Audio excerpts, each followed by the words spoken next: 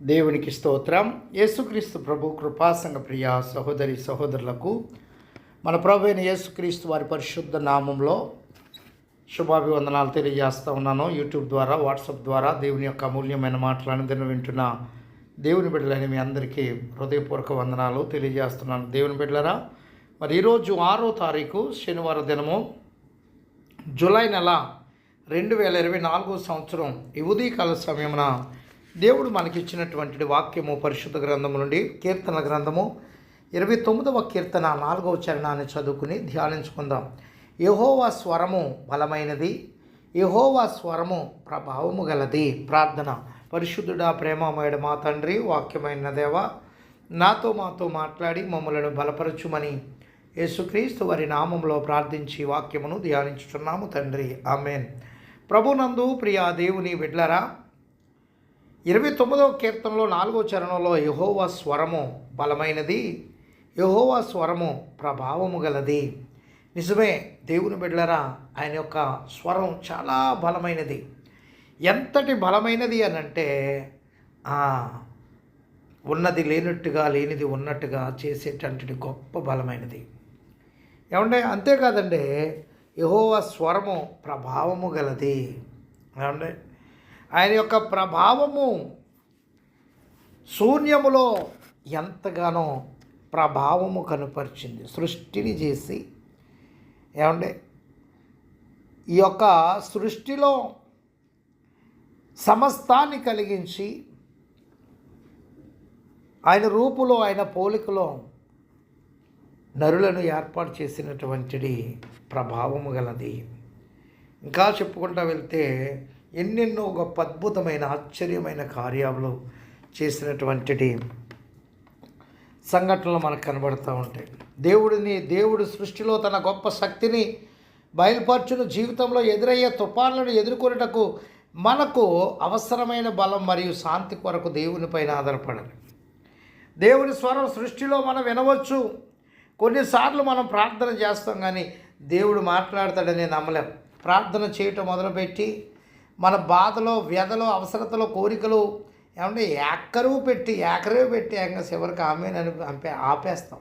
ఫోన్లో మాట్లాడుతున్నప్పుడు మనం చెప్పదలిచింది చెప్పి అవతల వారికి మాట్లాడే సమాధానం ఇచ్చే అవకాశం ఇవ్వకుండా కొంతమంది ఫోన్ పెట్టేస్తూ ఉంటాం, లేదా ఆపేస్తూ ఉంటాం.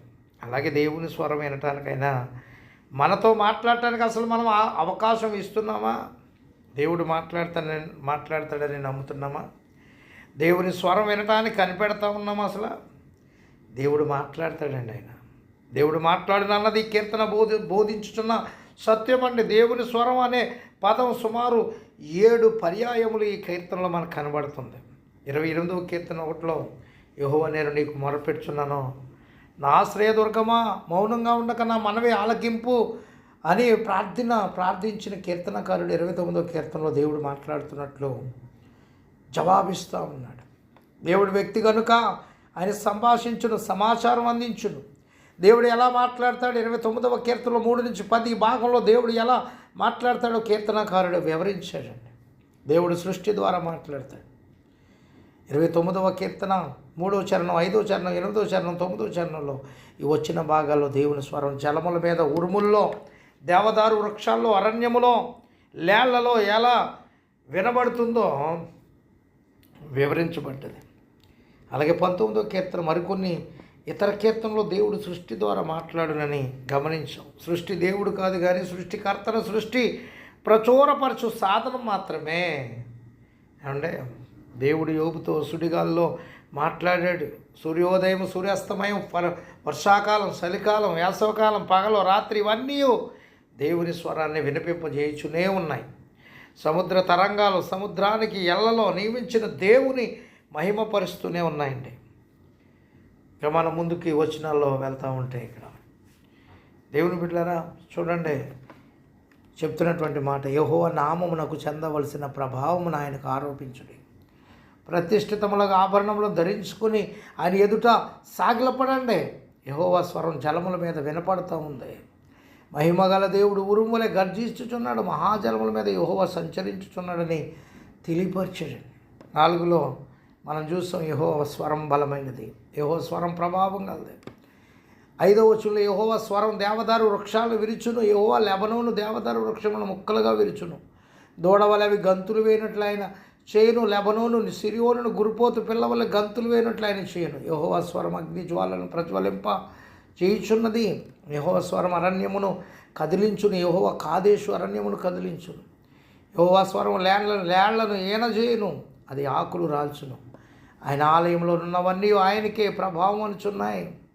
యెహోవా ప్రళయ జలముల మీద ఆసీనుడాయను, యెహోవా నిత్యము రాజుగా ఆసీనుడై ఉన్నాడు.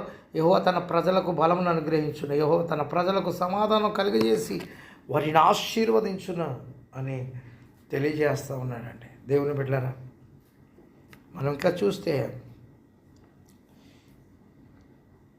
మనం ఇంకా ముందుకు వెళ్ళినట్లయితే ఏమండే వర్షాకాలం, చలికాలం, వేసవకాలం, పగలు, రాత్రి ఇవన్నీ దేవుని స్వరాన్ని వినిపింపజేస్తూనే ఉన్నాయి. సముద్ర తరంగాలు ఏమంటే ఇవన్నీ కూడా తెలియజేస్తూ ఉన్నాయి. ఇంకా రెండోదిగా మనం చూస్తే 29వ కీర్తన 3-10 వచనాలు దేవుడు చరిత్ర ద్వారా మాట్లాడతాడండి. చరిత్ర అనగా హిస్టరీ అన్నది ఆయన ఏమంటే దేవుని గూర్చి, ఆయన కార్యం గూర్చి తెలియజేస్తూ ఉన్నాడు. మన తరం వారము పూర్వపు తరం వారి అనుభవాల నుండి అనగా వారి చరిత్ర నుండి దేవుని గురించి తెలుసుకొనగలం. నేటి తరం వారి చరిత్ర భవిష్యత్ తరములకు పాఠం కాగలదు. ఇశ్రాయేలు చరిత్ర నేడు మనకు విశ్వాస పాఠం నేర్చుకొనుటకు దోహదపడుతూ ఉందని కీర్తనాకారుని అనుభవం నుండి దేవుని స్వరం గురించి తెలుసుకుంటున్నాము. దేవుడు మాట్లాడినప్పుడు 29వ కీర్తన 1, 2, 11 వచనాల్లో మనం ప్రత్యుత్తరం ఇవ్వాలి. ఏమంటే 29వ కీర్తన 1, 2 వచనాల్లాగా దేవుని మహిమపరచుచు పరిశుద్ధతతో ఆరాధించాలి. దేవుని స్వరమును వినటంలో మన ఆరాధన సంబంధపడి ఏమంటే ఉన్నది. ఆయన స్వరమును మనం వినిన వెంటనే భయభక్తులతో ఆరాధించాలి, స్తుతించాలి, గణపరచాలి. కాకరు వచనంలో మనం చూస్తే 29వ కీర్తన 11వ వచనంలో యెహోవా తన ప్రజలకు బలమును అనుగ్రహించును, యెహోవా తన ప్రజలకు సమాధానం కలిగజేసి వారిని ఆశీర్వదించును అన్నాడండి. అంటే మనం ఆయన స్వరం విని ఆరాధించడం ద్వారా ఆయన ఇచ్చే శక్తిని మరియు సమాధానమును పొందుకోగలము. సమాధానం అంటే సర్వోదయం, సకల విషయములలో అభివృద్ధి, సమృద్ధి. దేవుని బిడ్డలారా, దేవుడిచ్చేటువంటిది గొప్ప అద్భుతమైనటువంటిది మాటల ద్వారా ఆయన తెలియచేస్తూ ఉన్నాడు. ఇక్కడ దేవుని స్వరం 29వ కీర్తనలో దావీదు భక్తుడు దేవుని యొక్క స్వరం గురించి తెలియపరిచాడండి. ఆయన స్వరము ద్వారా, ఆయన మాట ద్వారా ఎన్ని అద్భుతమైన గొప్ప కార్యాలు చేశాడో తెలియజేస్తా ఉన్నాడు. అంతేకాదండి, ఏమంటే అన్ని రీతిలుగా కూడా మాట ద్వారానే ఆయన కలిగించిన దేవాది దేవుడు, సృష్టిని కలిగించిన దేవుడు, సముద్రాన్ని పాయలు చేసిన దేవుడు.